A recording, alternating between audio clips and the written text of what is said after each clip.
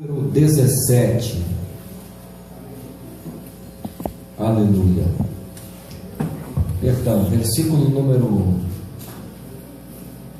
15. Vamos ler a partir do versículo 15 para que tenhamos um sentido melhor. Aleluia. Gênesis 21, versículo 15. Aleluia.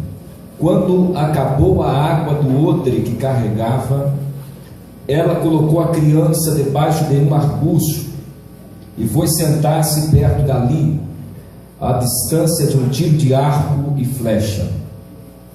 Lastimava consigo mesma: não suporto ver morrer o meu menino.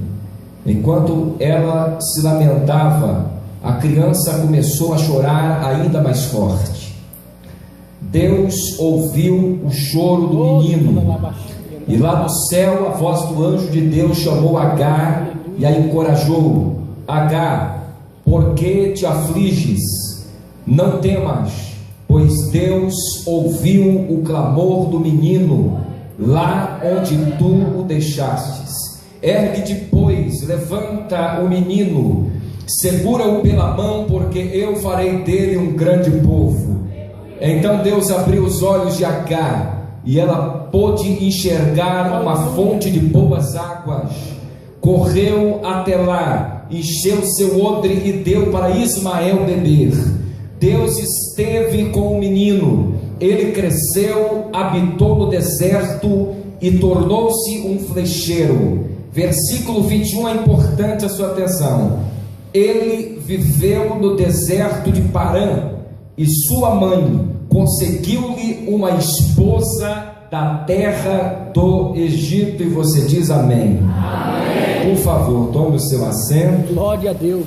Não tem nenhum.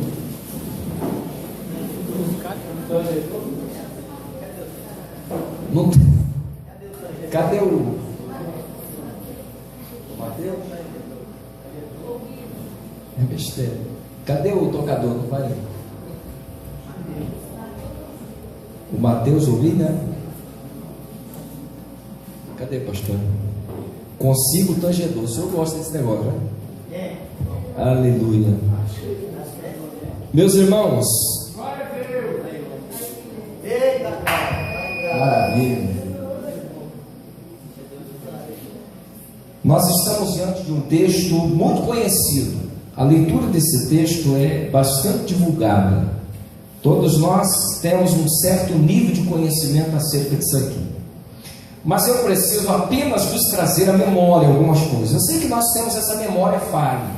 Embora nós tenhamos estudado a Bíblia, a temos lido várias vezes, digo a respeito de todos aí que já leram a mesma, a gente acaba se esquecendo, perdendo algum detalhe, alguma coisa que nos importa para a boa compreensão do texto. O que eu quero vos trazer é algo que você já tem consciência. Talvez a gente perde alguns detalhes na nossa mente falível, mas o Senhor vai nos trazer a lembrança, vai nos edificar e vai nos abençoar nessa noite. Glória a Deus! Eu quero apenas relatar algumas coisas que estão inseridas no texto aqui. Eu não quero vos trazer nada novo, nada extra bíblico. Eu quero apenas vos comunicar algumas verdades inerentes ao texto que ora acabamos de ler. No entanto, é preciso contextualizar tudo isso aqui que nós falamos, porque nós estamos em um momento da história, e eu preciso voltar um pouco, trazer-vos ao princípio, a chamada de Deus a Abraão, até que possamos alcançar esse estágio da vida dele, para que nós tenhamos uma boa compreensão.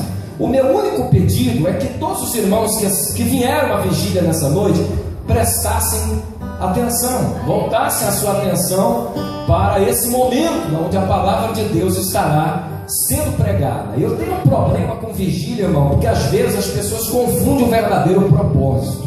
Se nós nos reunimos num momento como esse, é porque Deus tem algo a tratar conosco. Glória a Deus. Não simplesmente para quem venhamos estar aqui louvando, recebemos, alguns pulam, saltam, sapateiam, cada um à luz daquilo que tem com Deus. Cada um é livre para adorar o Senhor assim como tem adorado nessa madrugada. Mas uma coisa eu preciso relatar: a importância da palavra está acima de qualquer coisa. Nós estamos diante da palavra de Deus e precisamos voltar toda a nossa atenção à palavra do Senhor. Então hoje, quando as pessoas me convidam a qualquer tipo de eventualidade, eu sei responder com sim, eu sei responder com não. Porque se eu respondo com sim e eu venho a um local, eu dou a minha atenção àquilo que está sendo realizado. Deus, fala comigo, Porque papai. afinal de contas, eu vou dizer uma coisa: muito melhor estar em casa, deitado, descansando, tranquilo com a família, abençoado, fazendo qualquer outra coisa, do que sair de casa, vir à igreja e ainda não dar atenção àquilo que Deus tem para tratar conosco. Então vamos prestar o máximo de atenção. Pode deixar Deus te usar aí, meu filho. Não estou conseguindo te ouvir não, mas deixa Deus te usar, enquanto toda a igreja vai sendo edificada pelo poder da palavra de Deus. Nós estamos falando do grande patriarca, o homem de Deus, Abraão, o homem que foi chamado e é considerado o pai da fé, devido ser um homem que se sobressaiu à sua geração. O contexto histórico de Abraão é complexo. Ele nasce num contexto idólatra, a sua família era idólatra, e ao relato disso no livro de Josué. Toda a família de Abraão era idólatra. Historicamente falando, a família de Abraão era tão idólatra que diz a história que o pai de Abraão Terá tinha uma loja para vender ídolos. Esse é o contexto histórico de Abraão, e ele está no meio desse contexto, servindo a Deus. Ele é o pai da fé, monoteísta, a fé em um só Deus, em contraste com seus familiares que eram politeístas, serviam a vários deuses. E Abraão cresce nesse contexto. A história diz que num dado momento da história de Abraão, indo para a loja do seu pai, a história diz que o pai dele teve que sair para fazer uma viagem e deixou Abraão cuidando da loja de ídolos. E a história diz que quando o pai de Abraão volta, ele encontra todos os ídolos quebrados. Olha para toda a sua loja e todos os ídolos estão quebrados no chão. Só um sobrou, o ídolo maior que está do lado de trás da loja, e esse ídolo tem como se fosse um machado na mão. E a história diz que o pai de Abraão Terá diz a Abraão: mas quem fez isso tudo? Como é que isso tudo pode ser destruído? Foi tu, menino, que fez isso. Quem foi que entrou na loja, saqueou e fez tudo isso? Abraão olhou para aquele ídolo que estava lá atrás com o machado na mão e disse: foi ele. Foi ele que destruiu tudo isso. E a história diz que Terá olha para Abraão e diz: tu é louco, não tem condição. Ele está parado ali, não pode fazer nada. E aí Abraão começa a pregar para o pai, porque agora o pai entende que aquele ídolo que está lá em cima não podia fazer nada por ele e nem por ninguém. E tudo aquilo que Terá estava fazendo era perda de tempo e apenas comércio. E aí Abraão passa a inserir a família no contexto de fé monoteísta. Todavia, esse é o contexto de Abraão, crescendo no meio de uma geração perversa, com pais e familiares idólatras. Mas Abraão se sobressai a todos, lá na terra de Ur dos Caldeus. E a Bíblia diz que ali, aos 75 anos de idade, Deus fala com Abraão a primeira vez e lhe faz promessas poderosíssimas. Abraão já era um homem, um senhor de 75 anos de idade, mas ao passo que Abraão morreu aos 175 anos de idade, logo implica dizer que ele tinha vivido apenas 40% da sua vida, ou 43% da sua vida, quando Deus vai falar com ele na terra de Ur dos Caldeus. Mais de 60% ou quase 60% da vida ele ainda tinha para fazer uma grande obra para o Senhor, e nunca é tarde para fazer a vontade daquele que fez os céus e a terra. E lá na terra de Ur dos Caldeus, a Bíblia diz que Deus chama Abraão em obediência à palavra divina. A Bíblia diz que Abraão desce a Harã, e ele vai caminhando sempre ao Negueb, sempre ao sul, em direção da vontade daquele que havia o arregimentado para uma grande obra. Abraão desce para Harã. De Harã, Abraão desce a Siquém, e a Bíblia diz que nos termos de Siquém, Abraão habita durante um longo período de tempo, até que a Bíblia diz que a terra de Siquém é tomada de fome, e Abraão precisa descer ao Egito. Chegando ao Egito, a Bíblia narra-nos uma história tanto quanto complicada, uma permanência complicada de Abraão na terra do Egito, talvez um relacionamento um tanto quanto complexo com a pessoa de Faraó, mas é ali que esta personagem da nossa história aparece na vida de Abraão, e aparece na vida de Sara. A Bíblia diz que ali possivelmente é onde se percebe que Agar é acrescentada à família de Abraão. Agar é egípcia, talvez uma mulher simples, nascida em outro país, de outra nacionalidade, que já é trazida ou comprada pelo Egito para ser escrava. Quando Abraão passa por ali, devedor de favores a Abraão, possivelmente Faraó lhe dá uma escrava, lhe dá uma serva à sua senhora Sara, para que a mesma pudesse servi-la. E a Bíblia mostra-nos, ou passa-nos a apresentar, a pessoa de Agar acompanhando Abraão e Sara na sua jornada. A Bíblia diz que em tempo oportuno Abraão volta do Egito e retorna de novo à terra de Canaã, a terra que Deus havia prometido que daria a ele. Não obstante, Abraão não sabia que aquela era a terra da promessa, mas pisava em terra, desconhecendo que aquela terra seria a terra que Deus daria à sua descendência. Abraão retorna à terra de Canaã, e a Bíblia diz que 10 anos se passaram desde a primeira vez que Deus falou com Abraão lá na terra de Ur dos Caldeus, aos 75 anos de idade. Agora Abraão já é um homem 10 anos mais velho, 85 anos de idade.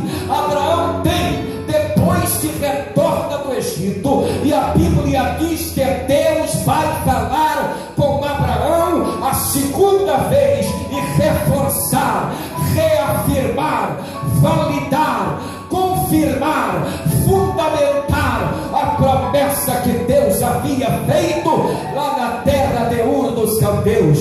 Pelo que a Bíblia mostra-nos categoricamente que Deus não esquece das suas promessas. Podem passar os anos, podem passar todas as dificuldades em nossa vida, mas Deus não se esquece das promessas que Ele nos fez. 10 anos se passaram, Abraão está de volta na terra de Ur dos Caldeus, e a Bíblia diz que, em contraste com a palavra divina, em contraste com Deus que havia falado com Abraão, a sua mulher, também vendo que a mesma não lhe podia dar filhos, e não dar filhos no contexto de sua época era ser dito por amaldiçoada pelos deuses, já que o contexto é politeísta no geral.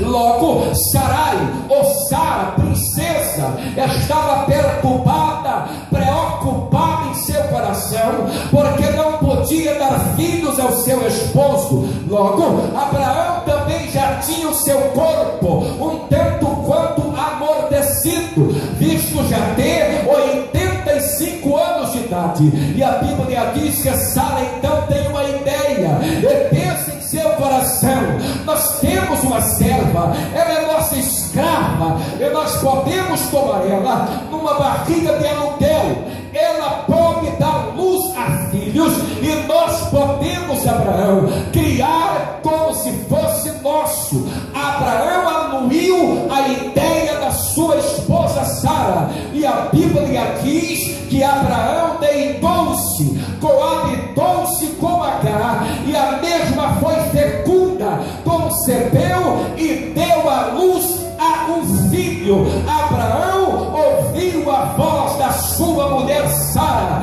Deus havia falado há pouco com ele, e agora Abraão ouve a voz de Sara. Ele deu ouvido à promessa de Deus, confiou no que Deus tinha falado, todavia acatou a palavra da sua senhora, da sua esposa. Me permita abrir um parêntese para destacar uma característica na vida de Sara, que está presente na vida de muita gente. Tem gente que até acredita que Deus é criador, que Deus faz milagre. Tem gente que até acredita que Deus promete e que Deus cumpre. Tem gente que até acredita que Deus pode fazer o impossível, pode fazer o milagre acontecer, mas não sua própria força, nas condições que Deus deu a ele. Confia em Deus como um ser distante que está no céu, mas não confia em Deus como um ser presente que está no nosso meio para nos dar a vitória. Confia em Deus como um soberano sentado no trono, com um cetro regendo a nação, mas não confia em um Deus que está no nosso meio, palmilhando esse lugar para nos dar a vitória. Confia num Deus que é tão grande que mede os céus a palmo, num Deus que é tão grande que ajunta as águas do oceano na palma de sua mão. Confia num Deus tão grande que espalhou a terra e a mesma será enrolada naquele grande dia. Confia num Deus tão grande que senta no globo da terra, que tem o céu como sua glória e a terra como está dos seus pés. Mas não confia em Deus como presente na sua jornada, presente na sua vida, presente em todos os momentos, desde os mais simples até os mais complexos. Confia em um Deus ausente, em um Deus distante, em um Deus alto e um Deus sublime, mas não confia no Deus que está nessa noite, nessa vigília, para nos dar a vitória. A visão que as pessoas têm de Deus é de um ser que está tão distante de nós, que não tem bons relacionamentos. Esse é o Deus do Islã, que não tem bom relacionamento com os seus, sequer pode ser chamado de amado, sequer pode ser chamado de querido, jamais poderá ser chamado de pai. O nosso não, o nosso nós chamamos para conversar, nós convidamos para um particular. Ele assenta conosco, ele está conosco, ele anda conosco, ele vive conosco para nos dar a vitória. A problemática gira em torno disso. As pessoas até acreditam que Deus faz, mas não confiam mais naquilo que Deus entregou na mão delas. Confiam que Deus pode fazer milagre. Eu creio que Ele pode, e Ele já efetuou, mas ele não consegue olhar para si mesmo e ver que o Deus dos céus já operou milagre, já lhe deu poder e autoridade para crer no milagre, para profetizar acerca do milagre, de sorte que nós já somos um milagre. A vida é um milagre, e tendo Ele prometido, Ele não volta atrás na sua palavra. É fácil dizer que Deus faz, difícil acreditar que Deus faz nas nossas vidas. É muito fácil apontar o dedo e dizer: Deus vai fazer a tua, mas muitas vezes você não acredita que Deus vai fazer na sua mesmo. Aponta para outro, mas não aponta para si mesmo. É muito fácil profetizar, e a gente vê profetas que profetizam para todos, mas não tem autoridade, não tem confiança, não tem vida com Deus, não confia mais nas promessas de Deus para a sua própria vida. O mesmo profeta que diz: assim diz o Senhor para outrem, não acredita que Deus faça na vida dele mesmo. O mesmo profeta que diz: olha, sirva esse Deus que faz, não é mais o mesmo profeta que acredita no Deus que faz na própria vida dele ou dela. Ora, Deus tinha dito para eles: eu vou fazer. Sarai até acreditava, Abraão até acreditava, e confiaram até o fim. Acreditaram sim no Senhor, mas talvez tiveram que crer, como a Bíblia diz em Romanos, contra a esperança, porque olhando para si, o corpo já era amortecido, já eram velhos. 10 anos se passaram desde o ano 75 na vida de Abraão até o ano 85. 10 anos, e agora é a promessa de Deus onde ele está. A Bíblia diz que Abraão aceitou a proposta da sua esposa, deitou-se com Agar, e a Bíblia diz que disso foi gerada uma criança. E a história bíblica diz que quando a criança está sendo gerada no ventre de Agar, ela despreza Sara, porque Sara não pode ter filhos, e Sara é a mulher, a esposa autêntica de Abraão, a mesma que sugeriu que Abraão deitasse com Agar, agora está sendo desprezada por ela. E a Bíblia diz que Agar, vendo-a ser desprezada, olha para Abraão e diz: despreza essa mulher, manda ela embora, porque ela me despreza zomba de mim porque ela pode ter e eu não posso. E a Bíblia diz que Abraão autorizou a Sara a fazer o que quisesse, a dizer o que quisesse. E a Bíblia diz que Sara humilha Agar, coloca ela lá no chão, mas Sara esquece que foi ela mesma que propôs aquilo tudo, foi ela mesma que criou toda aquela situação, mas ela humilha Agar. E a Bíblia diz que Agar, ela foge da presença de Sara, ela foge da casa de Sara, ela foge dos termos, dos bens, das fazendas, da casa de Abraão, e vai para muito longe. Todavia, a Bíblia diz que o anjo do Senhor foi de encontro a Agar.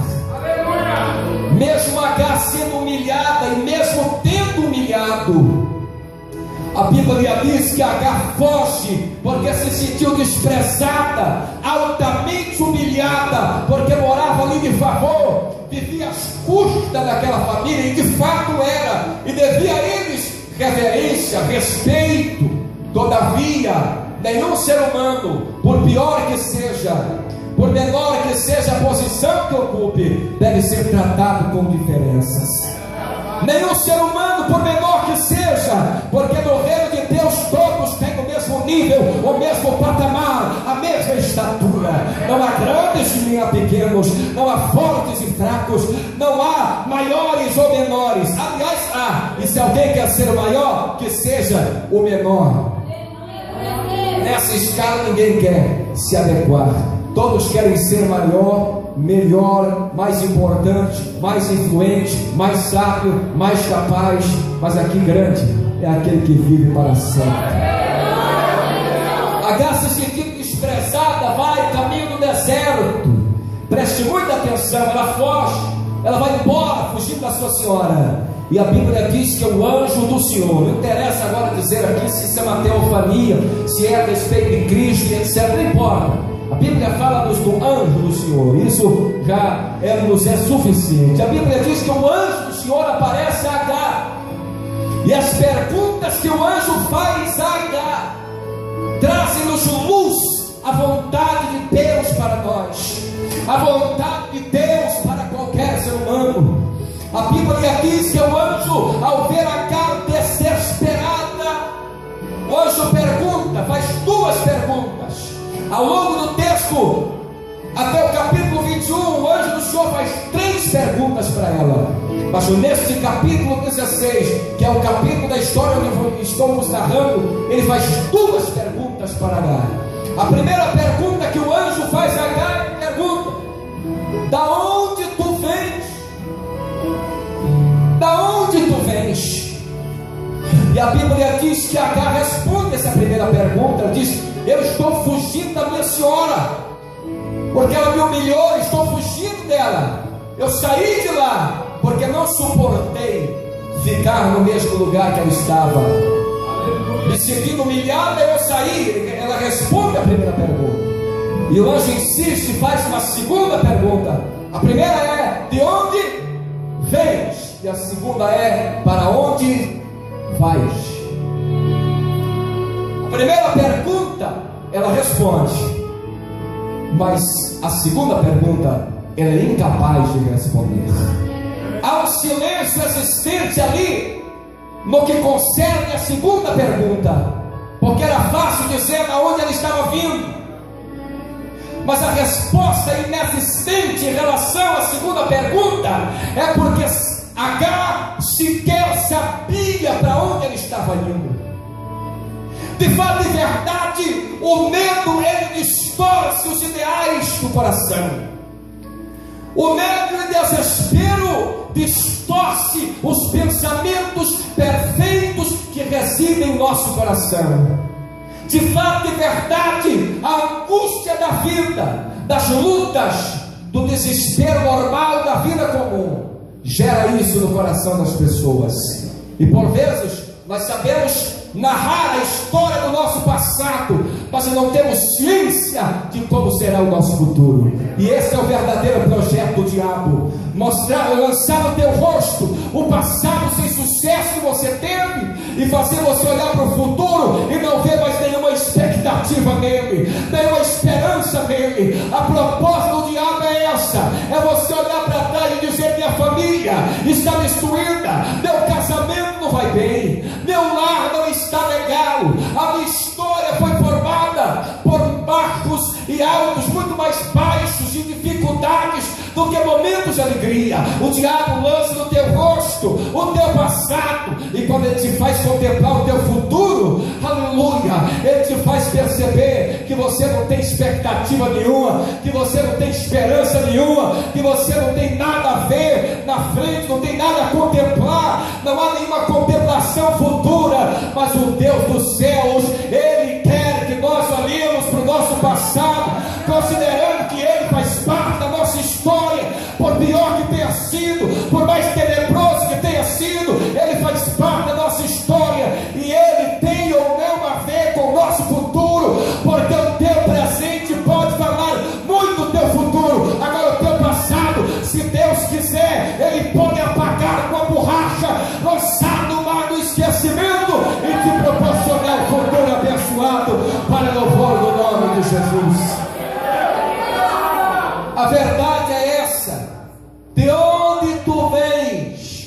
E ela disse: eu fujo da minha senhora, porque o meu passado não tem sido bom. A minha história até aqui é só de fracassos. Fui vendida ao Egito como escrava, fui dada à casa de Sara e Abraão como escrava. Hoje eu sou barriga de aluguel e ainda sou humilhada na minha própria casa, no próprio lugar onde eu habito, fazendo a vontade dos meus senhores. Eu sou humilhado, o meu passado não foi bom. E para onde está indo então, mulher? E ela não responde nada, porque perdeu a esperança, perdeu as perspectivas da vida, não tem contemplação futura. E o homem é um ser sonhador, o homem é um ser, querido, que em todo tempo tem ideais, tem projetos, tem propósitos. Se o homem perde os ideais, se o homem perde os propósitos, se o homem deixa de sonhar, acaba a vida, cessa todo o valor dela. Por isso, nessa noite, não interessa como tenha sido a tua vida,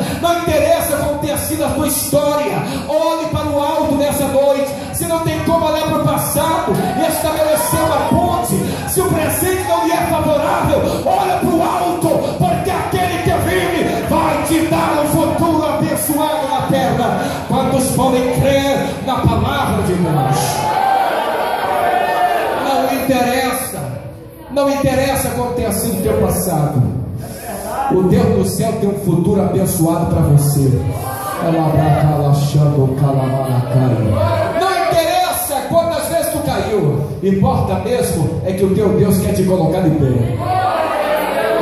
Não importa se não existe condições de fazer nenhuma conexão, se você não teve preparo, não teve condições de aprender, não teve condições de fazer, de se preparar, não importa, porque os discursos da igreja hoje giram em torno do que você fez. Ei, olhe para frente, o teu Deus te ajudará a realizar coisas grandes. Por favor, desculpa eu vou falar, tem tudo escrito aqui, mas oferecer até o outro para olhar. Sabe a verdade? A igreja hoje tem todo um detalhe. As pessoas só serão se elas já tiverem sido, se tiverem feito. As pessoas querem idealizar um futuro para as outras pelas academias que eles fizeram. Pelo amor de Deus, sabiamente alguém disse: no Brasil temos milhares de alunos, mas muito poucos estudantes. Sabe qual é a verdade? No Brasil tem muitos compondo as academias, mas poucos que realmente se interessam por aquilo que estão fazendo. Anel no dedo não garante sabedoria a ninguém, formação acadêmica não garante sabedoria a ninguém. Aleluia, mas aquele que teme ao Senhor recebe do alto, porque a verdadeira sabedoria vem do alto. Não são as academias que conferem autoridade, habilidade, capacidade, instrução, intelectualidade, condições.